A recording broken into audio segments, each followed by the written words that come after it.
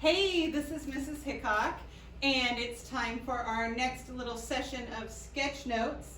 So we've been learning about the colonies, and things were going okay. I mean, of course, there was starvation, and there was issues with Native Americans, and the usual hardship that comes along. But about 60, 70 years went by, and the colonies were getting established, and things were going okay, but pretty soon they took a turn.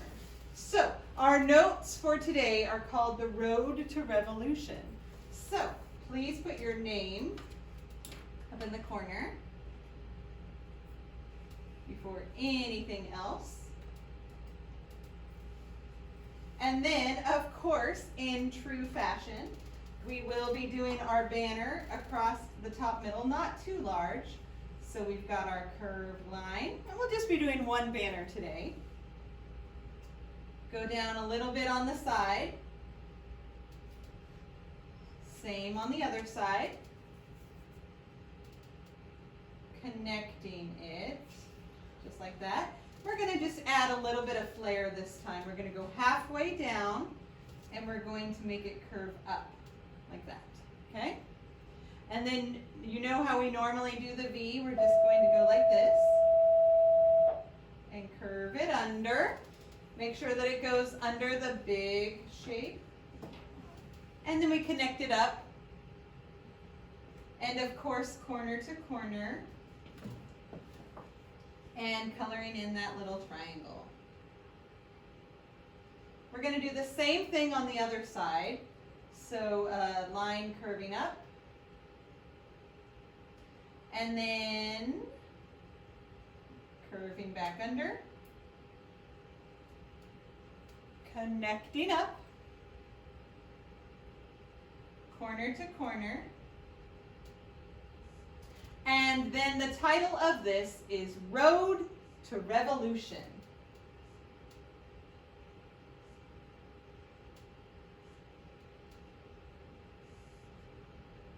Road to Revolution. As we all know, the English colonies did not stay loyal to England for the whole time. Eventually, it would become its own separate country, and eventually the USA, or the United States of America. And that's a little ways off, but here is the beginning. Now, ladies and gentlemen, we are going to do a road that winds through. We could just do a straight line, but we want some perspective here. So, again, this does not have to be perfect, but you start up in this corner, and we are going to go like this. Okay? So a nice big line that fills up your whole page like that, okay? And then, of course, we need to do the other side of the road, and if something is far away, it's to gain perspective, we draw it smaller, so we're going to go like this. And there is our road to revolution, okay? We have a few stops along this road, and I need you to write these down as we go through them. So here's our first one. Put a little star there. A little something called the French and Indian War.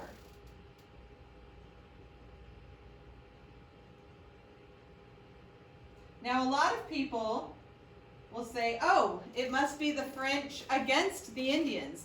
Actually, it was the colonists against the French and Indian. French and Indian, or Native American, were on the same side. It was a land war for territory.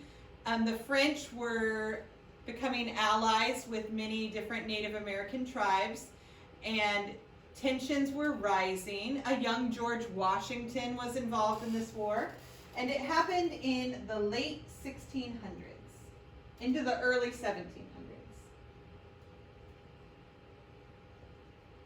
England, or the colonies, did win the war, but it cost a lot of money.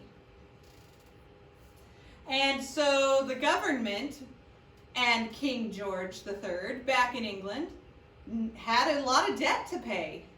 He needed to pay off all of this money that was spent on weapons and troops and supplies for the French and Indian War. So they figured, well, since the war took place in the colonies, the best way to gain the money back would be to tax the colonists for different things. So that is indeed what they decided to do. And there were many different taxes, and here are some of the first. So, it wasn't so sweet, but it was the Sugar Act. So we put a little star right here. And the very first tax from England to the colonists was called the Sugar Act. And they taxed the molasses and the sugar that was coming over. And the colonists had to pay an extra fee for all of it. And again, just the beginning. This was in 1764. Okay, a small tax on sugar. Not too bad, but wait, there's more. Next up, a little something referred to as the Stamp Act. Now, the post office was not created yet, so I wonder what kind of stamp we're talking about. We're actually talking about a special kind of a seal. Have you ever seen one of those old-fashioned envelopes where they have a wax seal? That is what we're talking about. So, this was in 1765. And the colonists had to pay for a special stamp or a seal on every paper document. Okay? So again, just a little bit more money that they were not used to paying. Pay for a special stamp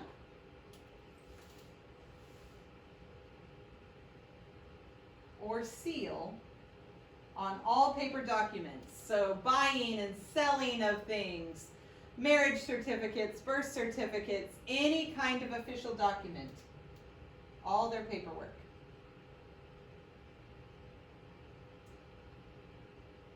At this point, the colonists are starting to get a little bit annoyed. And a group starts to form called the Sons of Liberty. They didn't like the idea that England, all the way across the ocean, was taxing them, and they didn't have any vote or any say in it. There was a very famous member of the Sons of Liberty, and that was Paul Revere, which we will be learning about much more. He was a silversmith, and he was very much involved in this secret group. They met in secret to think of ways to go against all of these unfair taxes that were coming down on them. All right, well, there's more, folks. Definitely more. We have a little something referred to as the Boston Massacre. What? Boston was a hot area. It was what they call a hotbed, a place where lots of activity was going with the revolution. It was a big harbor, so lots of supplies coming in and out, and it was definitely a place where tension was running high. So this is an example of how the press or the media can take a story and spin it in a certain way. So they did call it the massacre.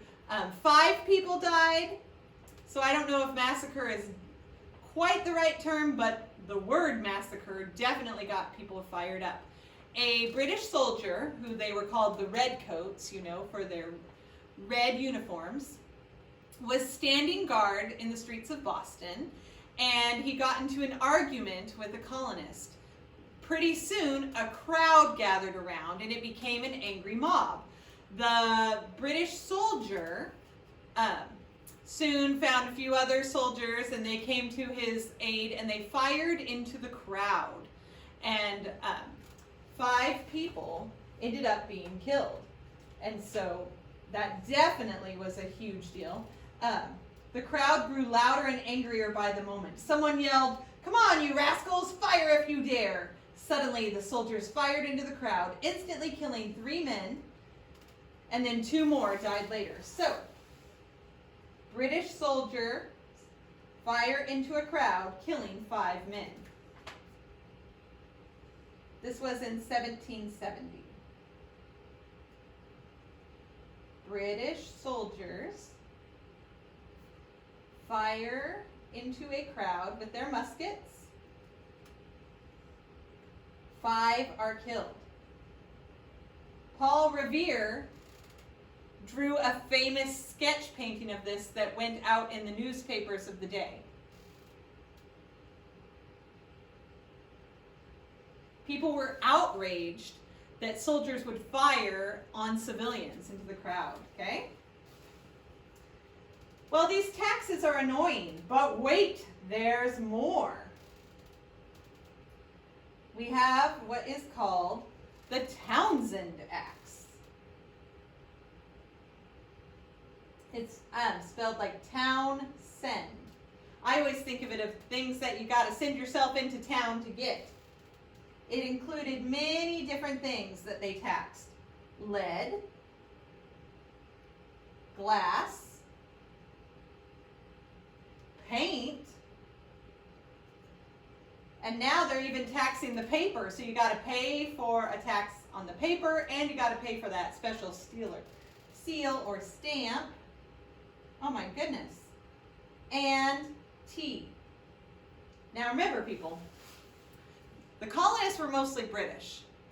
British people love their tea like Mrs. Hickok loves her coffee. So you don't want to mess with the English and their tea. And just so you know, I'm going to be using the words English and British interchangeably because it does refer to the same group of people. And man, they love their tea. So you definitely don't want to mess with the tea. So that is going to be something to remember. In fact, it brings up our next little event. They decided to have a little tea party, and I'm not talking about, tea and crumpets. Oh no, I'm talking about sneaking out in the dead of night and doing some property damage, people. So, up next, 1773, the Sons of Liberty, dressed as Native Americans in disguise, decide to sneak into Boston Harbor. The British East India Company had just arrived in Boston Harbor with a huge shipment of tea.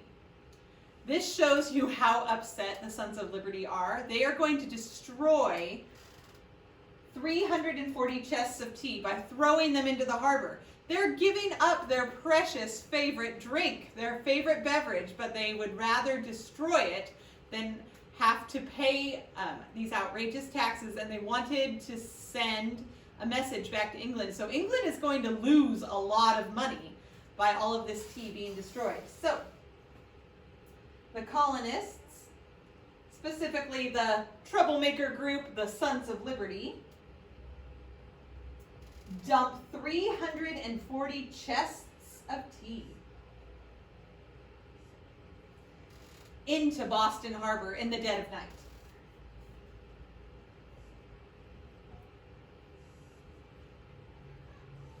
As a protest against the tax.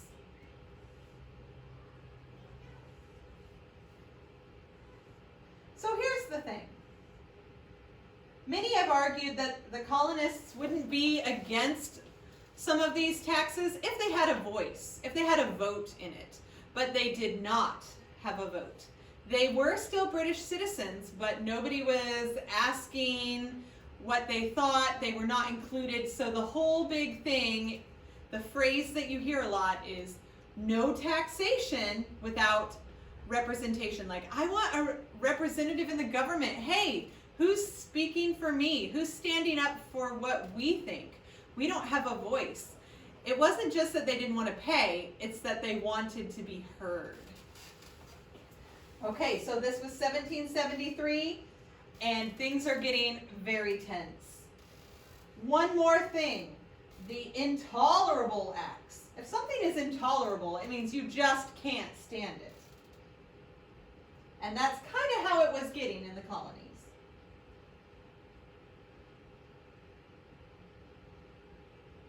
The intolerable acts, that's a mouthful there, 1774.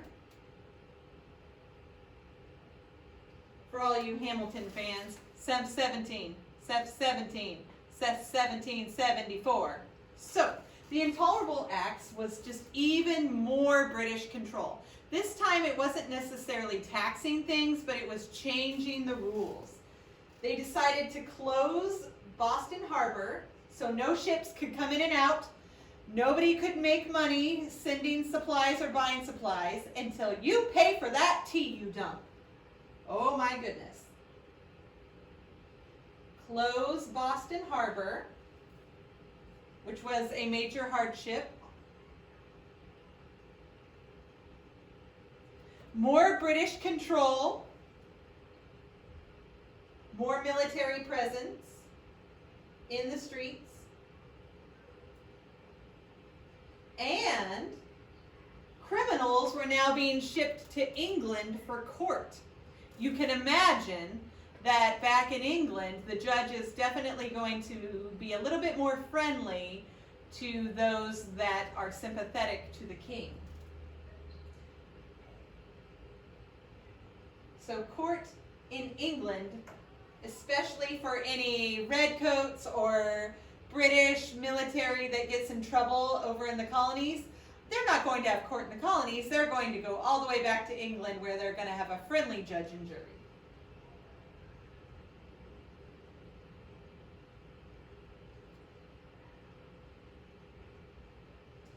Doesn't seem very fair. Ladies and gentlemen, we are on a road to revolution. Things are going to get heated and it's gonna get wild. There is so much to learn and so much to do.